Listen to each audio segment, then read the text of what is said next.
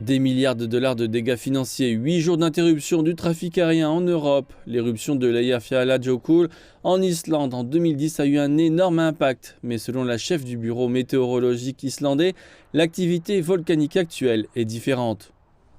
Il s'agit d'un volcan d'un genre différent, pourrait-on dire. Avec l'éruption de l'Eyjafjallajökull, nous avions eu une éruption très explosive. Nous avions donc un stratovolcan couvert par des glaciers. Ici, nous observons un autre type de volcan.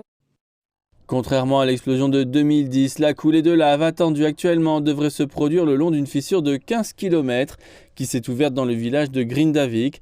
Le magma remplit ce tunnel et il est récemment remonté à environ 500 mètres sous la surface.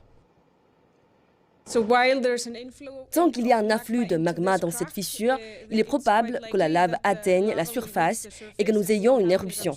Mais si la coulée de lave s'arrête, elle peut stagner à l'intérieur de cette fissure et il n'y aura pas d'éruption.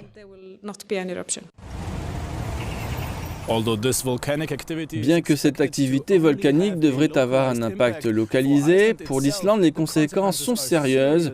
Près de 4000 personnes ont dû être évacuées de la ville, soit environ 1% de la petite population du pays, et elles risquent de devoir attendre longtemps avant de pouvoir revenir. Les autorités construisent actuellement des murs de terre pour contenir d'éventuelles coulées de lave, bien qu'il soit difficile de prédire où, le long de la fissure, une brèche pourrait se produire. Entre-temps, le bureau du MIT est en contact étroit avec le seul aéroport international d'Islande qui est situé non loin du volcan. Mais pour l'instant, les autorités ne s'attendent pas à des conséquences sur le trafic aérien, même en cas d'éruption.